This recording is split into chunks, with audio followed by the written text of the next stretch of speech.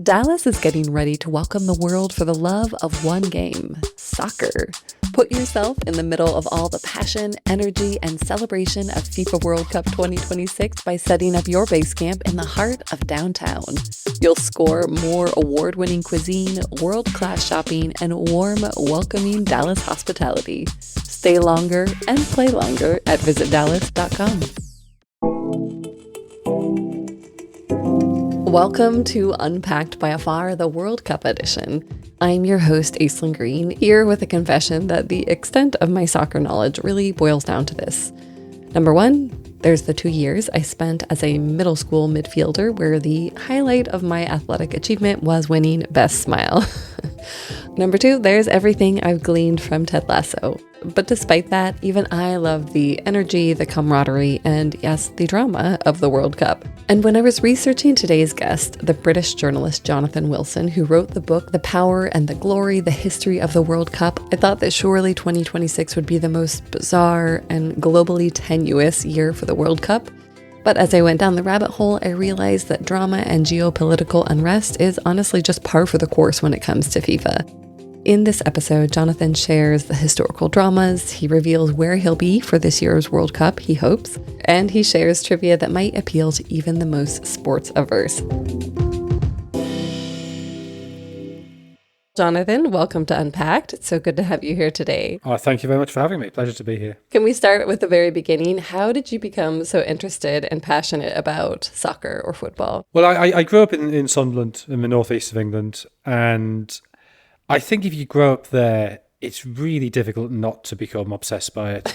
I can't remember when it wasn't a central plank of life. In the old days, games kicked off at 3 p.m. on a Saturday, so they finished around about 4:40, 4:45, and it didn't matter where I was with my parents. My dad would always he'd always make sure we would buy a TV or buy a radio at 4:40. So we could be in the Yorkshire Dales, we could be visiting a country house, we could be shopping. We would always be in the car by 4:40 so we could hear the scores.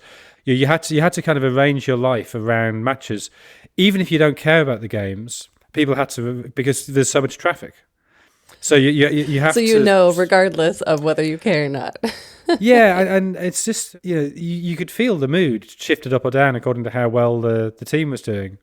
When you're driving north towards Sunderland, you go past the offices of the Sunderland Echo, the local newspaper, and they used to have lit up on the outside sort of this, I don't know what you call it, it was like a cartoon figure, and it's like a football done as a face with little legs, little arms, little hat, and on a Saturday evening, it would either be smiling or frowning or in the middle to tell you what the score was. So if people driving home and maybe didn't have car radios, well, they as soon as they hit the outskirts of Sunderland, they knew the score. So it was completely central. And then into that came the World Cup. So I turned 6 during the 82 World Cup. And I mean, it's difficult to work out now just what it was that sort of enraptured me. But one of the things was we didn't really have very much football on TV. Then you have a World Cup. It's every day. And not just every day, but 2 or 3 games every day.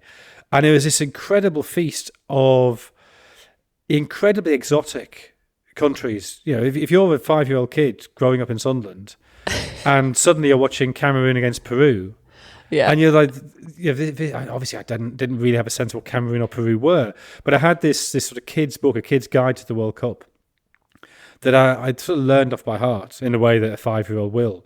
So I not only knew the score of every World Cup final, who the scorers were, but I also, of the 24 competing nations, I could tell you their capital, I could tell you their currency, I could tell you their flag, I could tell you what kit they wore.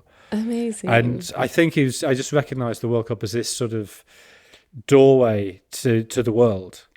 I mean, I wouldn't have been able to articulate it like that back then, but I think I recognised the exoticism and that there's this whole world out there, and they all care about this thing. They all care about football. They all play football. They all do it in their own way. And I think that was incredibly intoxicating. Yeah, it opened the door to the world for you through a very specific lens. It's so interesting. Well, I think that there was a line in your book about how everyone's favorite World Cup is their first World Cup. Would you say that that is true for you still, that 1982 one is your favorite viewing? Yeah, I mean, it's because it's the nostalgia of it, and I've got a theory in football, and maybe this transfers into other walks of life. We prioritize what happens when we're very young and just before. So if you get interested in football when you're sort of 5 or 6, that's what you think football should look like, and because you didn't experience it, you give it a greater authority.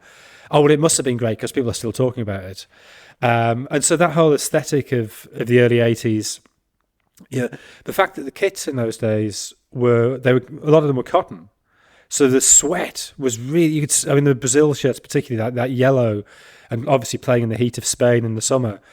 Falcao scores a famous goal against Italy, and he runs away celebrating with his arms out. But it's the sweat you can see very clearly on his shirt. And I was like, yeah, footballers should look like that. Yes. It annoys me. We now have wicking technology and things, and nobody really looks properly sweaty anymore, and that's a bad thing. And then the noise as well. Yeah. Everybody had air horns. That was a big thing in the early 80s. Okay. And you didn't get that in English league games, but the noise of this kind of constant drone in the background. Brazil fans always had drums, so you have a noise of drums. All of that just adds this sense of exoticism.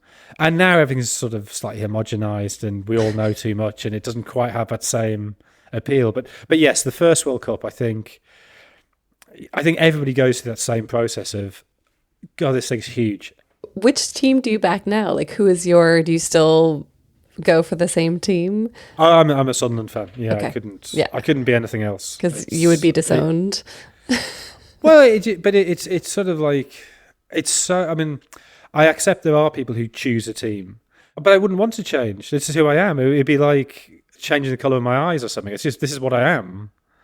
And it's so sort of integral to your identity. And I think that's, in England, that is still true, particularly from the big post-industrial northern cities. If Sunderland get to a cup final, or a playoff final more likely, then they bring tens of thousands of fans to London, 30, 40,000 fans, and they all take over Trafalgar Square or Covent Garden. But the whole point is to say, look, remember, we're still here. Like, Westminster's forgotten about us, London's forgotten about us, we're miles away. We don't produce any money anymore. The coal mines have gone, the shipyards have gone, the glass industry's gone. There's nothing there apart from the football. So the football is the way that the city is able to project itself to the world. I love that. All right. Well, my next question is going to be a little long because I want to read a quote from your book. But in the intro to The Power and the Glory, you write that it is a book about the World Cup, about great players and great goals and great matches, but it is also about soccer as a tool for self-projection and for influence peddling, about the role it has played in nation building and about the role it increasingly plays as countries negotiate their positions in a globalized world. So why has the World Cup become such a complex mix of patriotism, politics, and passion? I think fundamentally because everybody cares. The whole world cares about it. Yeah. There's not a country on earth now. 100 years ago this wasn't true, but now every country in the world cares about the World Cup. Every country in the world watches the World Cup. And I think football, because it is so popular, it has more power than other sports. But you see this right back at the start. So I think you can make the case that the first truly international football tournament was the 1924 Olympics. Yes. So that's the first time you get European, African, and American nations competing. And Uruguay win it. Nobody knows anything about them. They turn up, they play brilliantly. They're playing a level of football way beyond what anybody expects. Yeah. A third of all the revenues of the 24 Olympics were from football. Wow. So there was a real danger that football would dwarf the Olympics, which is one of the reasons the Olympics are quite happy to see it go in 1930. Plus the issues about professionalism, which is the final driver. And the Uruguayan government, the sort of pro-government newspaper El Dia, they say that this victory, the positivity around even the style of play, the fascination that people in France have for this team is worth thousands and thousands of hours of diplomacy, thousands and thousands of dollars of investment in advertising the nation. People now know, and from a Uruguayan point of view, this is obviously the most important thing, that Uruguay is an independent nation. It's not just a northern province of Argentina. And B, they associate it with something very, very positive. And that's why when the World Cup comes around in 1930, the first World Cup, Uruguay, who've also won the 28 Olympics, they say, we will host it. We will take on board that that financial burden, that organisational burden. And they were, the Wall Street crash, unfortunately, by the time the World Cup has begun to affect them. It takes time. It's not immediately 1929, Uruguay's in crisis. It takes a few months. They've started to feel that, but they were wealthy from the meat trade, from the leather, wool in the 1920s, and they had a very progressive government. They'd invested a lot of the profits in health and education. A large part of the educational program was around sport. They saw sport as being essential to the curriculum, which is one of the reasons they are so good at football, one of the reasons they do win those two Olympics in 24 and 28. And then there's this happy coincidence that 1930, when the first World Cup was to be played, it's scheduled to fall over the 100th anniversary of the ratification of their constitution. And so, okay, we can make this a huge celebration of Uruguay. The big stadium they build for the tournament is the Centenario to mark that centenary. And Uruguay in the Centenario on the, just over 100 years after they've ratified the constitution, they win the first World Cup. What would you say that the host countries for this year's World Cup are trying to project or influence? Like, what role does that nation building play in what we're doing or seeing in 2026? I think 2026 is a really complicated and difficult example, and possibly out of line with everything we've seen up till now. Really? So, I mean, partly this is only the second time we've had more than one country hosting at once. So 2002, we had Japan and South Korea. This time we've got three hosts, 104 games, which 80 are in the US. So the US are clearly the main hosts. Yeah. So I think the nature of the World Cup changes in 2010. Up until 2006, the revenues were divided between FIFA, the governing body, and the host nation.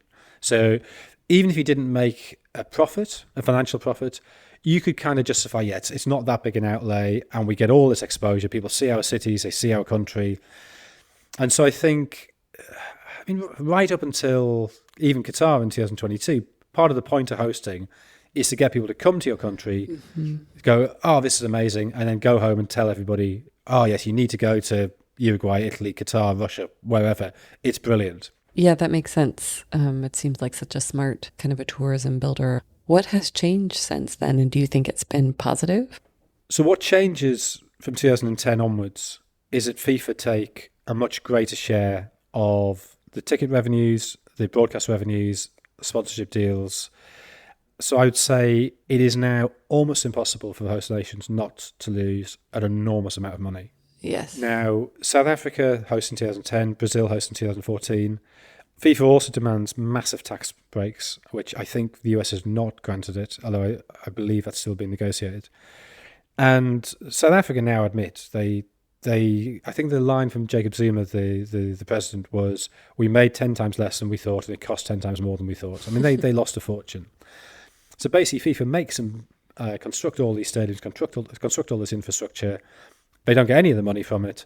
And then they're left with these incredibly costly white elephant stadiums that they have to service. And FIFA have gone away. And I think the fact that those are two BRICS nations trying to prove themselves, we do deserve our place at the top table. They probably took risks that more economically secure nations would not have taken. So South Africa and Brazil, I mean, Brazil is even, in many ways, even worse than South Africa. So the Estadio Mané Garrincha in Brasilia, which cost $900 million when it was built, the second most expensive stadium in the world. Wow. Within 2 years of the World Cup, it was being used as a bus depot, not as a football stadium. Oh my gosh. So, I mean, a disastrous waste of money, of an enormous amount of money. I think what happens in Russia and Qatar is the hosts then, they're not even looking at a financial profit. Russia's very complicated because I think when Russia bid for the World Cup in 2009, Putin's foreign policy was to show he was a moderate, a man with whom the West could do business. So if you remember that time, he'd stepped down from the presidency because he'd served his 2 terms. He was serving as prime minister. Okay, it was obviously a very artificial move, but it was a gesture of, Sure. look, I follow the rules. Yeah. I think by the time 2018 comes around and the first invasion of Ukraine has happened, I think his foreign policy has changed. But that was his aim, was to say, look, we are part of this global elite, and we can show this by hosting the World Cup. Come and see my country, come and see how great it is. And Russia at that point was wealthy. I mean, I visited Russia repeatedly from 1992 through to 2018. I haven't been back since the World Cup. it was so obviously wealthy in 2018 compared to what I'd seen before. And I had this sort of realization that if you were a middle-class Russian, you had never had it so good as you had it in 2018, from a financial point of view. That at no period in their history had the Russian middle classes had all these shops, cafes, restaurants, chance to go on foreign holidays. They had disposable income in a way they'd never had before, and they had something to spend it on. And it was revelatory being there, thinking, well, this is why they don't rise up. This is why they don't protest about the restrictions, the lack of freedoms, because actually they've seen what it's been like in the past without this, and this is actually better than they've ever had before. Now, clearly things have got much worse there after the second invasion of Ukraine and the sanctions, and there are huge economic problems there. But Russia wasn't looking at that from a financial point of view. They were looking at that as let's assert ourselves as a major world nation. Do you think that was also true for Qatar when they hosted the 2022 World Cup? Qatar, even more so. I think all their investment in sport is primarily driven by desire to get people just to know what, much like Uruguay back in the 1920s, Qatar is a sovereign nation. Yeah. And if people have heard of Qatar, people talk about Qatar, it's that much harder for potentially hostile regional powers such as Iran or Saudi Arabia to think, right, they've got loads of natural gas, we'll just move in and take that. Yeah. And that's now much harder because the world knows who Qatar is, knows what Qatar is. They spent, I think the final figure was $221 billion on the World Cup and associated infrastructure. And now, admittedly, that includes shopping malls, it includes the Doha Metro, things that will be used not just for football. But still, that cost was more than every previous World Cup put together. And that's the financial cost. The human cost in terms of migrant workers, 6,500 migrant worker deaths. They dispute the figures, but I mean, those are figures being put out by Human Rights Watch. The conditions in which many of those workers worked, the human cost was horrendous. Yeah. Now, I don't think the US is particularly interested in projecting an image of itself as being a great global player. We know that. That box has been ticked for quite a while. And so I don't think they shouldn't have been daft enough to think they can make a financial profit, although, as you've probably seen recently, Foxborough are refusing to give FIFA an entertainment license because FIFA won't commit to underwriting the $7.8 million cost of security. And frankly, good on Foxborough, they shouldn't. Yeah. That should not be their money. We've seen plans for FanFest scale back in Seattle, in Boston. I think Bay Area is also reconsidering their plans. Now, given a daily FanFest was mandated in the bid process, these are quite big steps for these cities to go, we just can't do it. We can't afford this. This is nuts. Yeah. I think they're now right to realise it's nuts, but they should have worked that out before. So if you're not doing it to project an image of yourself and you're not doing it to make money, what are you doing? Yeah. And that, frankly, is quite confusing because it seems to me the only thing being projected at the minute is Donald Trump. And maybe that is now. That can't have been the aim back in when. Well, actually, no, he was president, wasn't he, during the bid process? Yeah. But he can't realistically have seen this as being the outcome. But I think that's the outcome we're going to get. Yeah, and it is going to be a very complicated year for the World Cup, given the current news cycle. I mean, we don't even know if all the teams will be able to make it for various political and safety reasons, even. But in terms of bidding to host World Cups going forward, do you think that we will see a difference in this, in that only the wealthiest nations will be able to host? Yes. I mean, also the fact that it's expanded from 32 teams to 48 teams, that puts an enormous strain. Back when it was 16 teams, you could feasibly move a tournament at pretty short notice. England, Germany, France, Italy, they could host the tournament. It might not be perfect, but you could get away with it. 48, you need a big, very, very wealthy host. And so 2030, we know, will be co-hosted by Spain, Portugal and Morocco. However, because it's the 100th anniversary of the first World Cup, which was staged in Uruguay, and the first final was between Uruguay, Argentina and Paraguay will all host one game. Paraguay, because that is where CONMEBOL, the South American Federation, is based. And Alejandro Dominguez, the president of CONMEBOL, that's where his offices are. So I suspect that might change. They might get 2 games each, and maybe there'll be 2 groups shared between those 3 cities or 3 countries, because to expect everybody to fly over the Atlantic, one game, fly back is weird. And it's bad for the players, it's bad for fans, it's obviously terrible for the environment. It's just not a good idea. It's sort of a nice gesture. What we then found out why this gesture had been made. So Saudi Arabia have been very keen to host the World Cup for quite a while. Saudi Arabia provide a lot of the funding for Gianni Infantino, the president of FIFA. And so Infantino then owes Saudi Arabia a favour. So the way it works is FIFA is divided into 6 confederations. If your confederation's hosted the World Cup, it cannot host either of the next 2. So the CONCACAF region, which is Central and North America, is hosting this summer. So they could not host in 2030 or 2034. 2030, Europe is hosting, Spain and Portugal. Africa is hosting, Morocco. And you have these 3 games in South America. So that's 4 confederations out of the picture. That leaves 2. It leaves Asia and it leaves Oceania. So really, and there's no Oceanian nation has the capacity to host. Australia, for the purpose of football, are an Asian nation, not an Oceanian nation. So realistically, there are 2 possible hosts for 2034. There's Saudi Arabia and there's Australia. And they both, you can make a case for either. But then much earlier than normal, Gianni Infantino says, all right, we need the bids in 28 days. No, this is obviously crazy. These are incredibly complex bids. These are, the planning should take you years. Australia had sort of said, well, if we're going to host it, we probably need to build 2 new stadiums, but we need to get planning permission. You can't get planning permission in 28 days to build a $100 million stadium, $200 million stadium. So Australia see the way the wind's blowing and say, okay, we're out. And guess what? Saudi Arabia, within 24 hours of this new deadline being announced, their bid document is ready, almost like they'd known exactly what's happening all along. And This is all just a plot to get the World Cup to Saudi Arabia in 2034. Wild. Yeah, to be a fly on some of those walls, right? Yeah, quite. Yeah.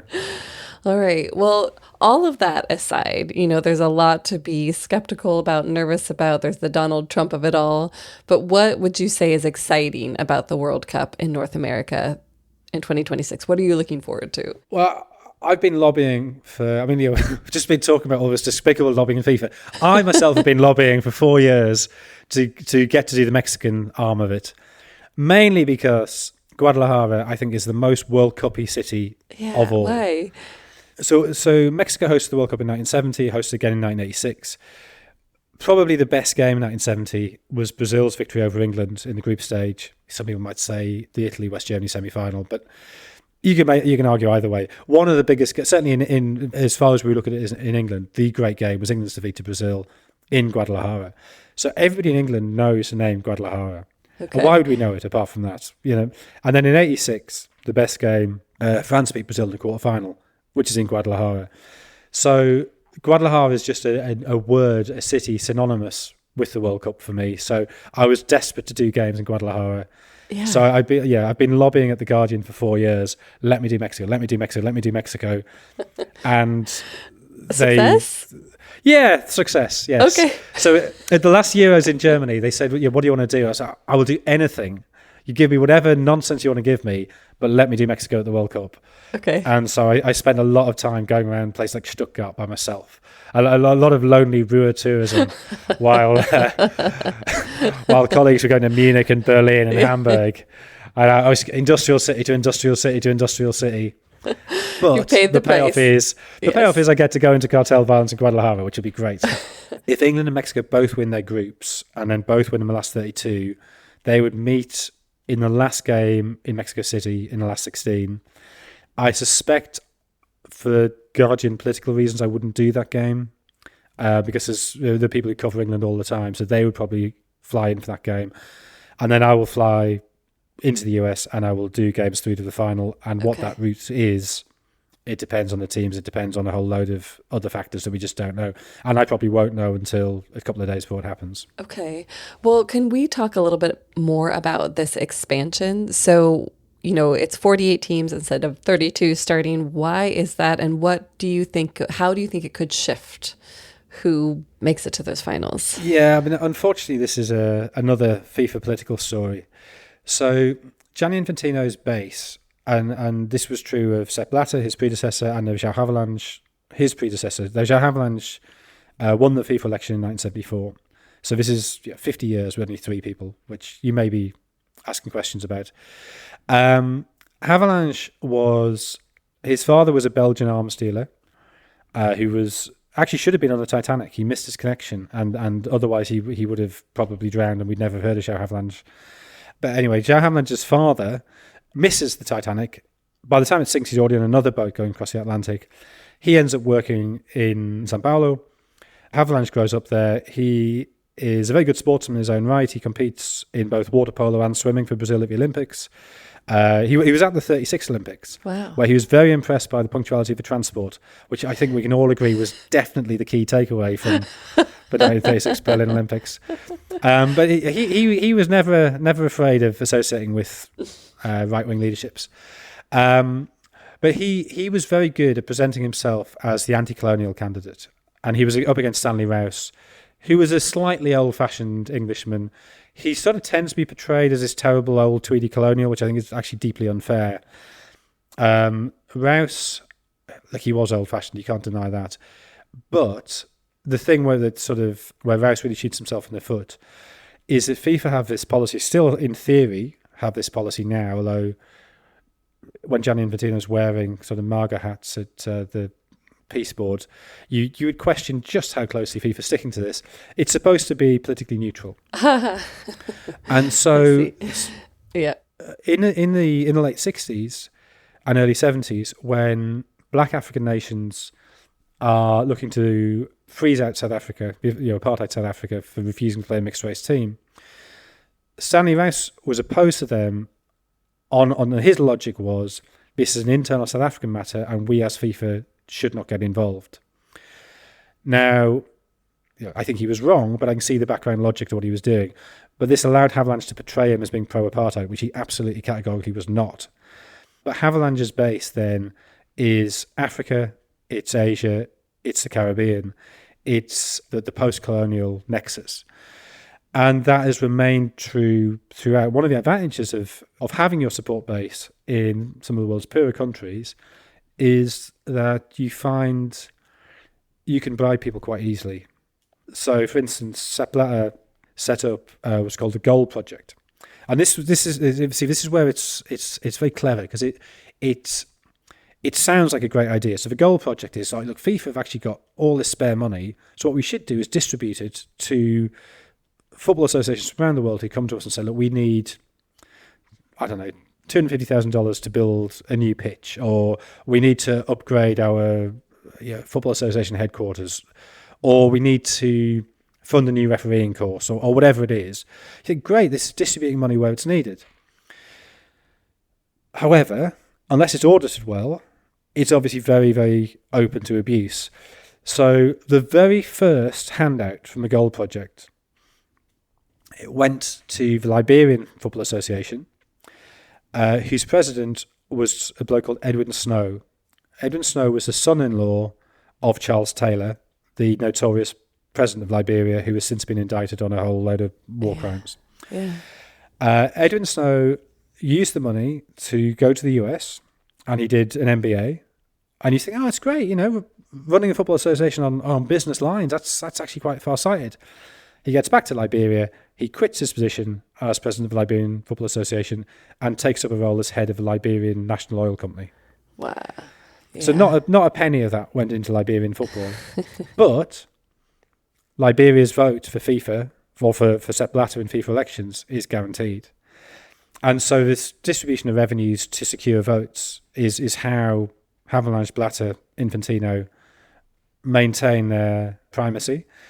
And one of the things that a lot of smaller nations have been lobbying for a long time is greater opportunity, greater access to the World Cup. And obviously, if there are 48 places, not 32, there is more space. And so we've seen, for instance, the number of African slots has gone up from 5 to, 9, and potentially another one if DR Congo win the Interconfederational Playoff, which they should. Now, that's not to say that there shouldn't be 10 African teams, or there shouldn't be 20% of the teams in the World Cup should not be African. I think that's a totally reasonable case to make. But the expansion of the World Cup to facilitate that creates a whole load of other problems. So I think There will inevitably be dilution of quality. I don't think that's too much of a problem, actually. I don't think the drop-off from the 32nd best team in the world to the 48th best team in the world is particularly big. I think the bigger problem is dilution of spectacle. That people like me, and I don't think I'm alone in this, I would watch... the 32-team World Cup is 64 games. The 48-team World Cup is 104 games. So that's a huge leap. You're 64 to 104. When there were 64 games... The final game in each group happened simultaneously, so you can't watch them both. I mean, obviously you can two-screen it, but you can't watch them both. So that means that there's 56 games you can watch. Why would anybody watch a third-place playoff? There's 55 games you can watch. And I reckon even when travelling at tournaments, I'd be able to watch 51, 52 of those 55. People who were sitting at home in Britain or wherever, Europe, US, I think there's people who would watch all of those 55. And that would be their aim before the tournament, and they would relish doing that. When there's 104, it's just not possible. You can't do it. Aside from that dilution of spectacle, which I can understand, are there other issues that you foresee? 32 teams is a nice number for a tournament. You have 8 groups of 4. The top 2 teams go through into the last 16. It's very clear. The group stage functions very well because there is jeopardy on every game. But equally, if you do mess up in one game, you still have a chance of going through. 48 teams, there'll be 12 groups of 4. So the top 2 in each group go through, plus the 8 best third-place teams. And that means actually there's not very much jeopardy at all. So you're going to have this great, in the early stage, you're going to have this great splurge of games, this great massive games, a lot of them between teams who aren't actually that good.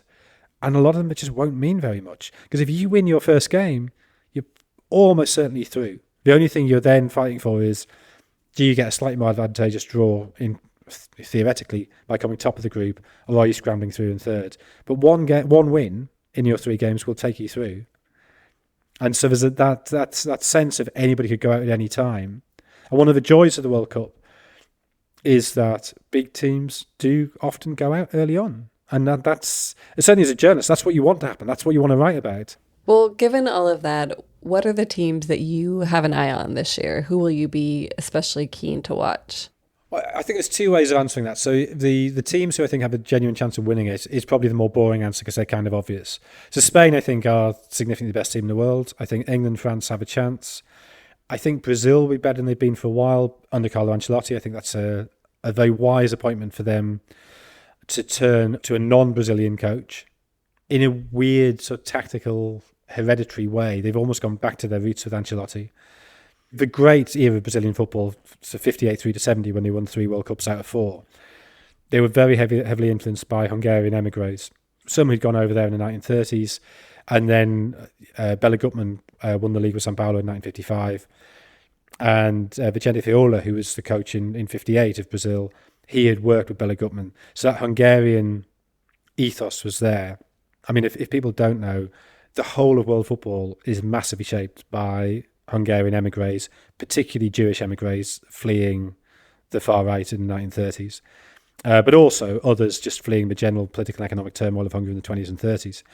One of those people is Lajos Székely, who went to Sweden and was hugely influential in the 40s and 50s. One of the people he influenced was Niels Lidholm. Niels Lidholm went to Italy, played for AC Milan, and then he coached both Roma and Milan, and he was a massive influence at both those 2 clubs on Carlo Ancelotti.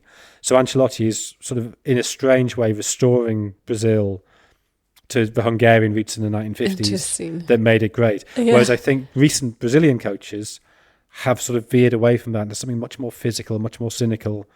So I'm looking forward to seeing Ancelotti. Okay. In an alien environment, but Brazil with an alien coach, I think that could be very interesting. And Argentina, obviously, are world champions. They still have Messi. They're still really good. So those are the 5 sides who, I mean, that's a boring answer because they're obvious, but they're the 5 sides who could win it.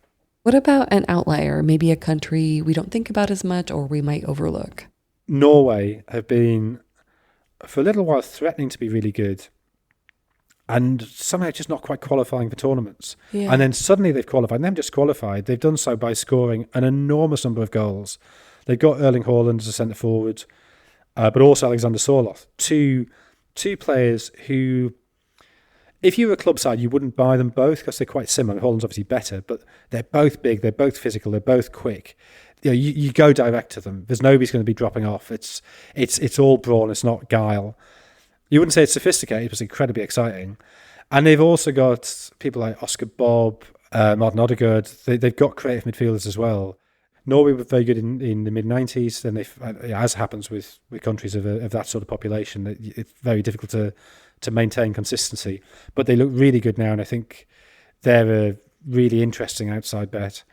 And I'm also interested, if they get there, and they still have to get through this interconfederational playoff, DR Congo, who are another team I've been to 13 Africa Cups of Nations now, and DR Congo are a team who are always nearly there, but not quite getting it over the line. And they've got a lot of players who are starting to make a name, not just in France and Belgium, where they've historically played a lot, but a couple of players playing regularly in England as well. So Noah Sadiki in midfield, I think, who's only 21, I think. He's a really talented, got an incredible engine on him, but very talented, very good at carrying the ball as well. So I just, having seen DRC fail so narrowly so often, I really hope they get to the World Cup, and I really hope they do actually do. They're not going to win it, but I really hope they make their mark when they're there.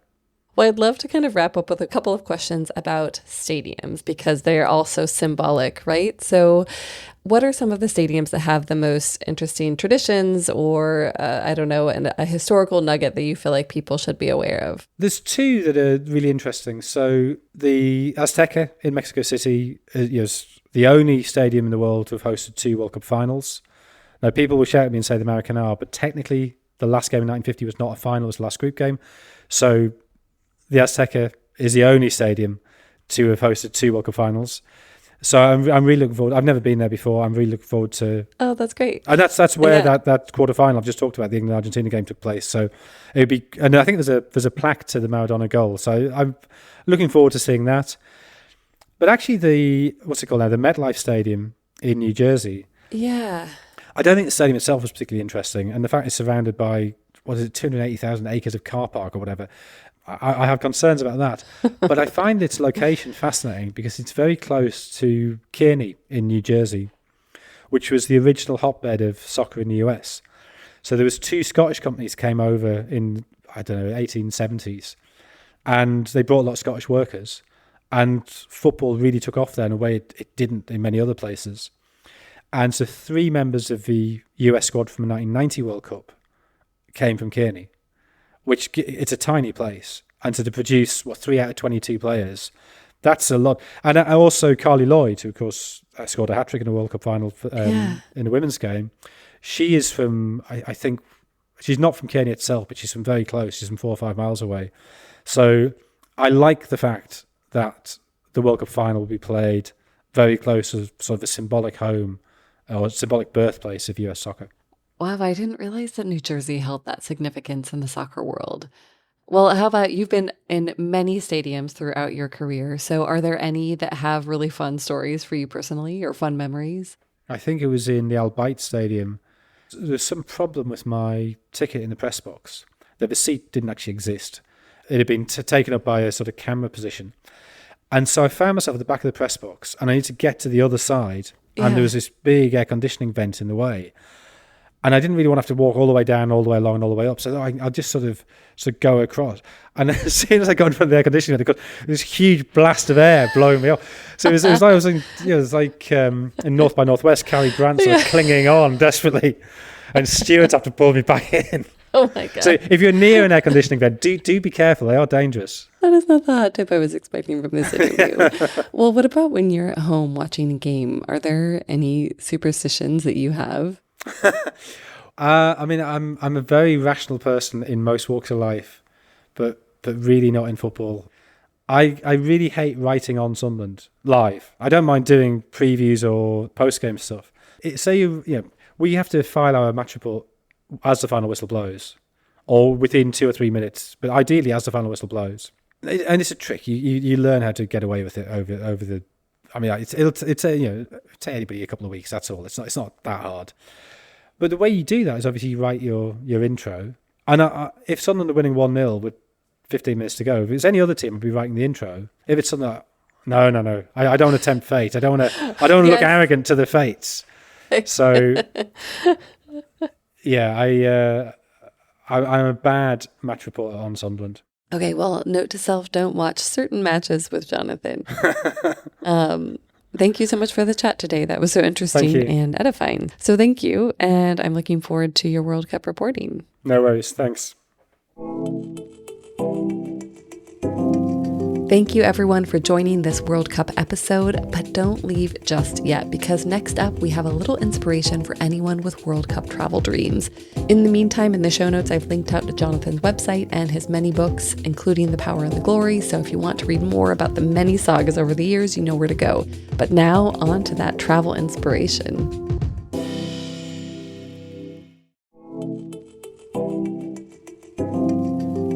Welcome to Unpacking Your Next Trip, brought to you by Visit Dallas. This June, Dallas will host 9 FIFA World Cup matches, the most of any host city. So it is an electric time to explore the city. And to unpack it all today, I'm joined by 2 Dallas locals who are going to share what it's like on the ground right now and all the amazing reasons to attend a match and stay a little longer. First, we have Noelle Laveau, the Chief Marketing Officer for the North Texas World Cup Organizing Committee. And then we have Jonathan Thompson, a freelance journalist and, as you'll hear, an England native who now calls Dallas home.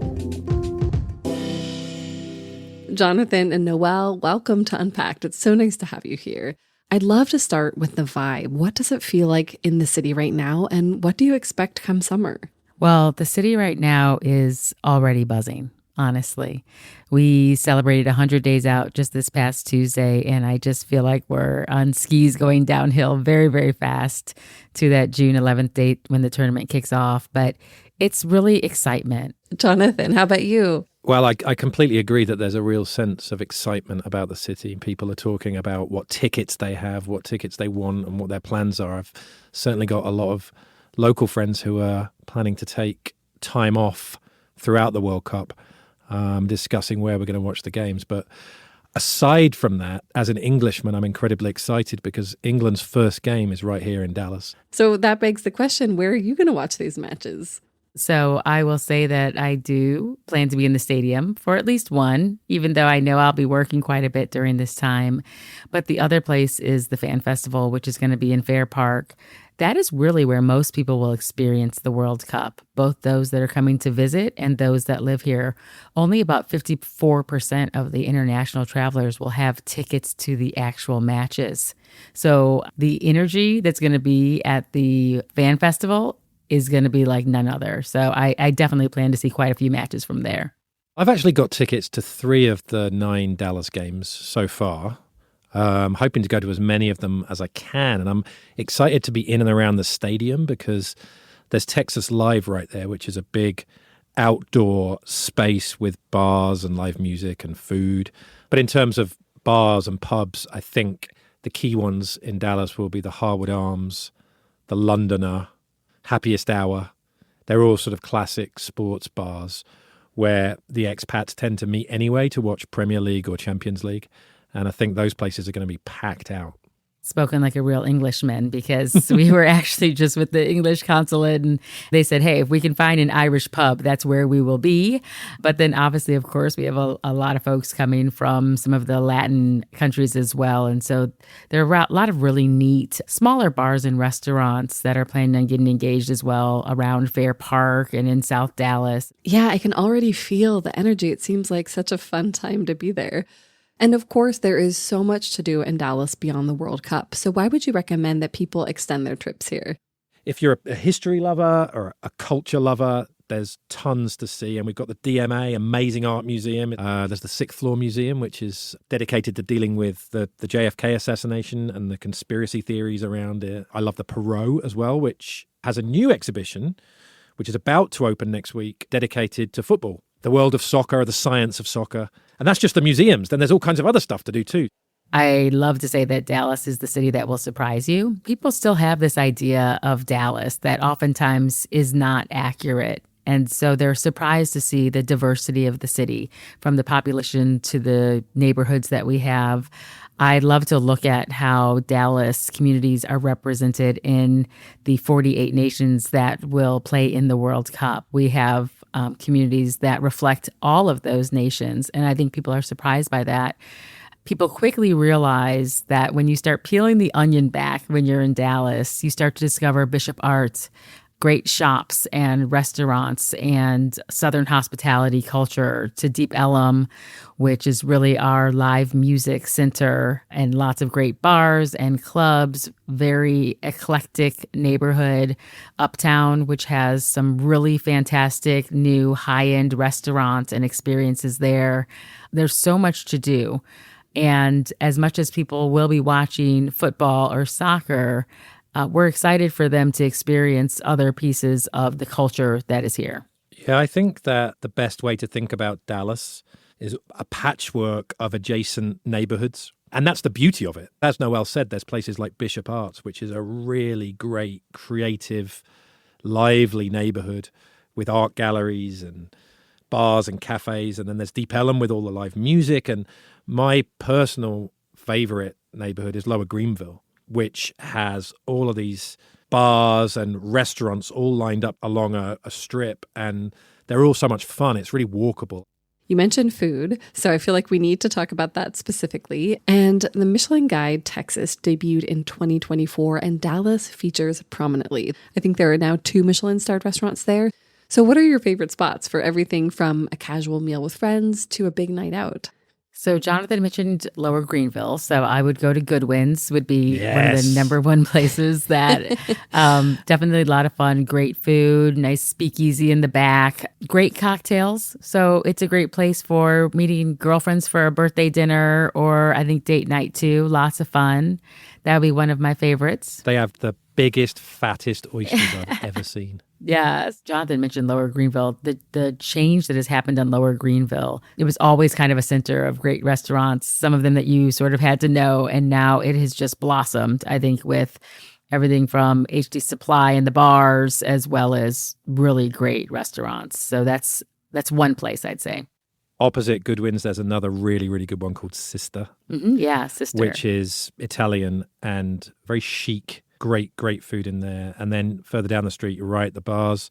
Truck Yard is my favorite. So it's like an outdoor beer garden, which looks a bit like a junkyard, but it's really a bar, and you can sit in old cars and enjoy your cocktails in the sunshine. And they have food trucks there as well.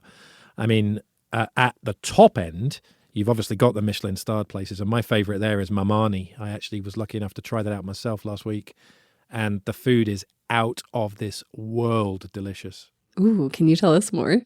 Okay, so Mamani is an upscale French restaurant. It's in Uptown. It's new. It gained its Michelin star within 8 weeks of opening, which is an incredible feat. And it just is extraordinary food. It's the kind of food that once you've tasted it, it kind of lingers on the edge of your imagination for weeks afterwards. I loved the veal. I have the incredible asparagus dish that just melts in your mouth. And they also have this extraordinary dessert, which is like a kind of crusty, crunchy donut with cream inside. And it just kind of explodes in your mouth. It's just amazing restaurant. Really hard to get a reservation there. But the trick is to book for the 5 p.m. seating where there's normally availability. I love that. And that's a real treat. I think the Dallas dining scene is spectacular. It's up there with the best. And Bon Appetit magazine actually named Dallas the restaurant city of the year recently, ahead of Los Angeles, New York, Chicago. And I think a lot of chefs come here because it's cheaper. It's cheaper to rent premises than it is in Los Angeles or New York. It's cheaper to hire staff. You can have more space, and you can try things out a little bit more. You know, there's not the intensity that there is in those coastal cities. So the food scene here is a big draw. And when I speak to people from London or from New York or from Los Angeles that are living here or visiting here, they all say the same, that they're blown away by the food scene. What are some of the other cuisines that you think travelers, especially people coming from overseas, might be surprised by, and some of your favorite places to eat? So we know Japan is going to play a game here. My favorite Japanese restaurant is Namo. Absolutely amazing restaurant in West Village. It's very small. You might not find it if you weren't looking for it, but trust me, you want to go there because it is spectacular food. Love it. Noelle, how about you? You know, it's funny. When I was at Visit Dallas as a chief marketing officer and doing focus groups around the nation, we always thought they'd say Tex-Mex. And rarely did they say Tex-Mex. And then I started realizing that you kind of have to understand Texas to understand Tex-Mex. So it was a funny experience, because as someone who is a transplant to Texas, when I travel, when I come home, the one thing I want is Tex-Mex. You kind of miss it when you're other places. So I'm going to say they should try Tex-Mex. And I think that before they leave here, they'll be saying the same thing. Like, before I leave, I have to have more Tex-Mex. Yes. Of course, washed down with a margarita. That is true. And, you know, when we're in England, my wife, after about 8 or 9 days, starts to crave Tex-Mex. It's really odd. But when you've been brought up on that, I mean, it's kind of the ultimate Southern comfort food, isn't it? And I think people forget that the Tex bit of the Tex-Mex, in the sense that it's the kind of time-honored Texan ranching ingredients, isn't it? Like beef and cheese and wheat. Mm-hmm. And then you put that together with the flavors of northern Mexico and all the spiciness and the gooiness, and it's just, it's delicious. I'm feeling hungry for Tex-Mex just talking about it. All the sizzling fajitas and the crispy enchiladas. Wow. And actually, my favorite place for Tex-Mex is Las Palmas in Uptown. Okay, you took mine. Las Palmas is my absolute favorite. I love it. They have incredible quesadillas. Their guacamole is out of this world, and they make fantastic margaritas. I mean, you cannot go wrong at Las Palmas at the bar or sitting with friends. I would say for our visitors, it's great because you sit down in a Tex-Mex restaurant and you're going to have chips and salsa or guac right away that you're not going to pay for. And so it's an experience that when we go other places and they try to charge us for chips and salsa, we are all very confused by that. So definitely part of our Southern hospitality. And let's not forget that the frozen margarita was invented here. It sure was. We know how to do them.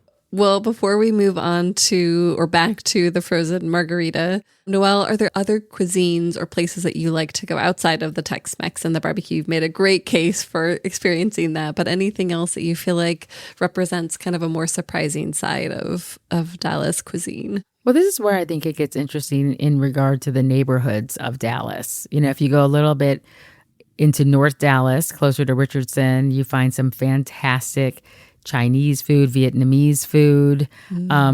The populations in the community have really started dictating the food that is there. So it's about exploration, I think, when it comes to the food scene here. And it is tied to the neighborhood in a lot of ways, which you expect in Chicago.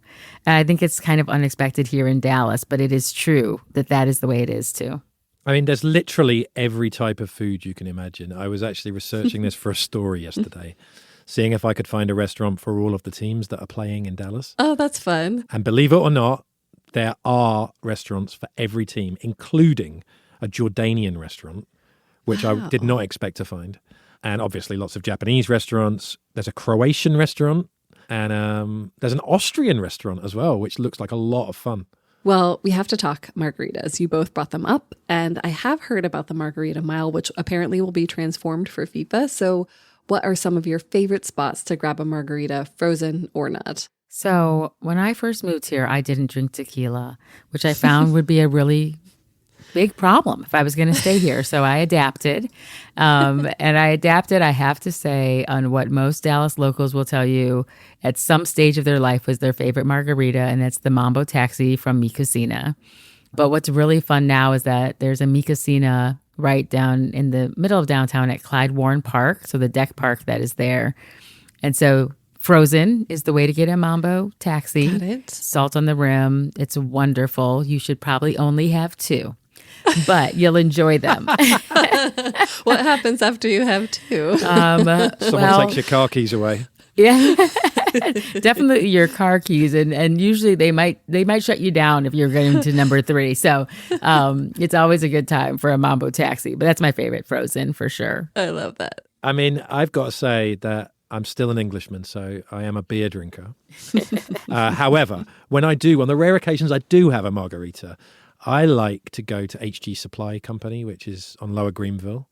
It has a great roof terrace with fantastic views of downtown, and they do a really nice beetroot margarita, which sounds like it shouldn't work, but it really does. Interesting. Salted rim for that too? Oh, yeah, always. Yeah, I think I could get behind this. You can get behind it. Tahini on the rim sometimes, a spicy margarita. Lots of great places to get a margarita. It's definitely our signature drink. So you're drinking margaritas, which means that you're out enjoying the nightlife. And there is such a special energy during FIFA. So for people who want to go out in the evenings and celebrate, where would you send them for maybe live music, for dancing, for another cocktail? So I think there's a lot of different places, again, for this experience, which I think is what, like we've said, is fun about Dallas. Obviously, for live music, there's going to be several places in Deep Ellum. It's largely our main collection, and then also on Lower Greenville, and those kind of connect through to each other. But there's some little unexpected spots. The one I would say is an unexpected spot for jazz is called Chocolate Secrets, and it's over on Oak Lawn. Great little place. They make all of their own handmade chocolates and truffles. So that's not a bad thing to go along with jazz, and great wine as well. So on Thursday nights and Friday nights, they always have jazz music, and it's just a great environment to be in. You feel very transported. Amazing. All right, Jonathan, how about you? Where would you send your friends? I mean, Lower Greenville is the ticket, I would say, just because there's so many options there within easy walking distance, and you can just go from one bar to the other, and most of them will have big screens showing the games as well. So in terms of hidden gems, there is a little spot called the Balcony Club in Lakewood, which is in an old Art Deco movie theater, and they have live music in there as well.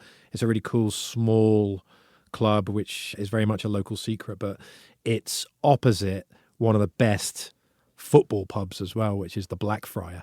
That's a big Barcelona pub, which has big doors that open out onto the street. So a lot of the Spain games will probably be screening down there, and then you could go on to the Balcony Club afterwards and enjoy the music. I mean, honestly, this place is full of spots to go out. We haven't even talked about the rooftop pool bar scene, because a lot of the hotels have these great rooftop bars with pools.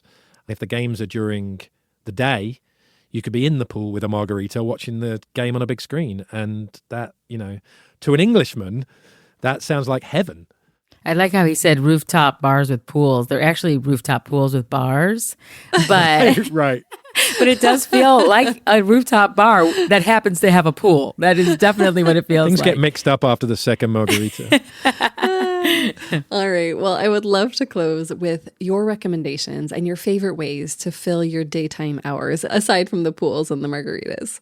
Well, you can't miss shopping. Dallas is still a shopping mecca, from the Galleria Dallas to North Park, Highland Park Village. And there's quite a few shops that have opened up in downtown as well. We've got a lot of great Western wear, very high-end brands that people will love.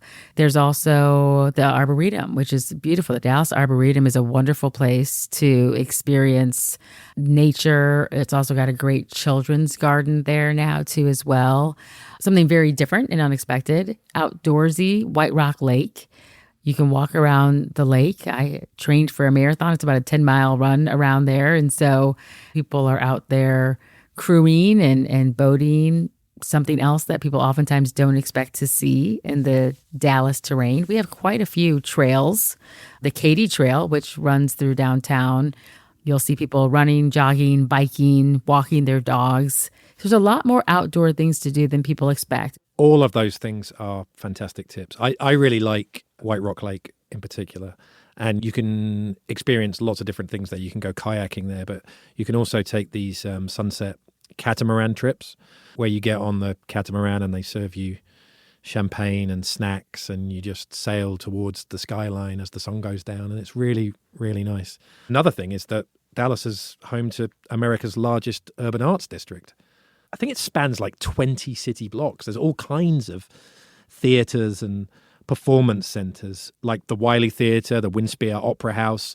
These are all world-class venues, and there's always something happening there. So you can normally pick up cheap tickets to really big shows on the morning of the show. So that's something that people might want to consider on days when there is no football. Yeah, it's a great tip. But I mean, honestly, there's so much to do here. You could easily plan a week or 2 weeks here for vacation without the World Cup. And then you throw the World Cup into that as well with this enormous football festival happening here. It's going to be just so much fun. It does sound like so much fun. So thank you, Noelle and Jonathan, and thank you, listeners, for joining Unpacking Your Next Trip. You can find more Dallas inspiration and start planning your next trip at visitdallas.com.